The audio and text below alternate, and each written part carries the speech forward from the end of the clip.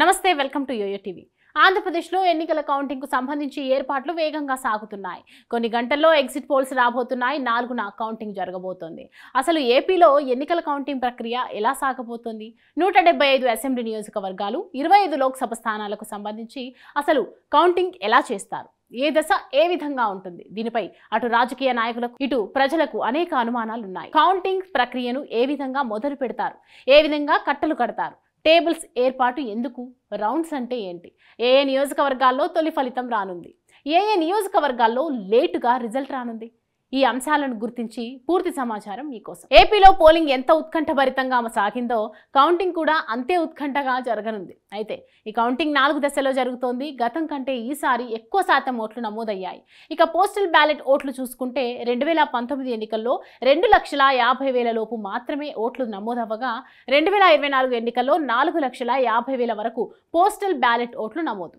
ఈసారి postal ballot ఓట్ల లెక్కింపుకు కొంత ఎక్కువ సమయం పట్టే అవకాశం ఉంది. మొదటి దశలో సర్వీస్ ఓట్లు లెక్కిస్తారు. సర్వీస్ ఓట్లు అంటే ఏపీలో ఓటు ఉండి సైనికుడిగా లేదా మరో ఉద్యోగం చేస్తూ వేరే రాష్ట్రాల్లో పనిచేస్తున్న వారు సర్వీస్ కేటగిరీ కిందకు వస్తారు.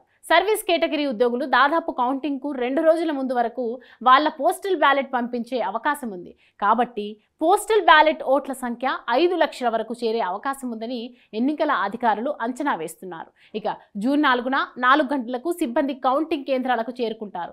5 గంటలకు సిబ్బందికి టేబుళ్లను కేటాయిస్తారు. అదే సమయంలో కౌంటింగ్ గోప్యతపై సిబ్బందితో తొలుత ప్రమాణం చేయిస్తారు రిటర్నింగ్ అధికారి. ఆ తర్వాతే సిబ్బందిని లోపలికి అనుమతిస్తారు. ఆ తర్వాత మొదట సర్వీస్ ఓట్లు లెక్కిస్తారు. అనంతరం పోస్టల్ బ్యాలెట్ల ఓట్ల లెక్కింపు ఉంటుంది. ఉదయం 8 గంటలకు కౌంటింగ్ ప్రారంభమవుతుంది. ఇందులో 25 పోస్టల్ బ్యాలెట్లు ఒక కట్ట కడతారు. ఆ తర్వాత 14 లేదా 20 టేబుల్ ఏర్పాటు చేస్తారు.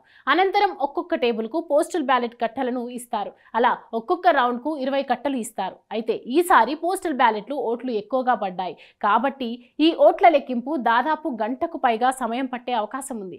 ఈ పోస్టల్ బ్యాలెట్ ఓట్ల లెక్కింపు పూర్తయ్యాక ఫలితాలను అక్కడే రిటర్నింగ్ అధికారి ప్రకటిస్తారు. అనంతరం ఓట్ల లెక్కింపు ఉంటుంది. ఉదయం 10 నుంచి 11 గంటల వరకు తొలి ఫలితాలపై స్పష్టత వచ్చే అవకాశం ఉంది. అయితే మూడో దశలో ఈవీఎంల ఓట్ల లెక్కింపు కోసం నియోజకవర్గానికి 14 టేబుళ్లను ఏర్పాటు చేస్తారు. పోలింగ్ కేంద్రాల సీరియల్ నెంబర్ల ఆధారంగా ఈవీఎంల ఓట్ల లెక్కింపు కొనసాగుతుంది.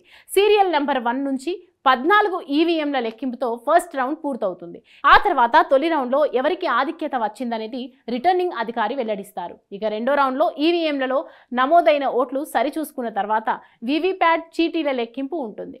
ఆ తర్వాత లాటరీ విధానంలో 5 పోలింగ్ కేంద్రాల ఈవీఎం వీవీప్యాట్లను ఎంపిక చేస్తారు. ఈ 5 వీవీప్యాట్ల లెక్కింపుతో కౌంటింగ్ పూర్తవుతుంది. ఈవీఎంలలో పోలైన ఓట్లకు వీవీప్యాట్ చీటీల్లో వచ్చిన ఓట్లు మధ్య వ్యత్యాసం వస్తే రెండోసారి మూడోసారి లెక్కించే అవకాశం ఉంటుంది.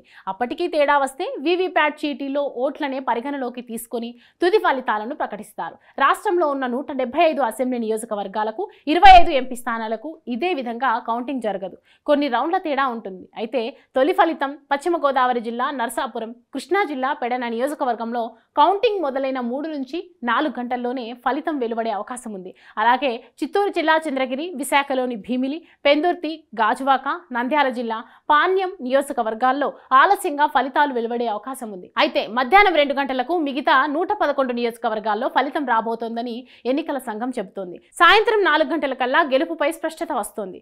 అలాగే మిగతా 60 స్థానాల్లో మెజారిటీ స్థానాలు ఏ పార్టీ గెలుస్తుందో ఈసారి ఏపీలో ఆ పార్టీ ప్రభుత్వాన్ని ఏర్పాటు చేస్తుంది.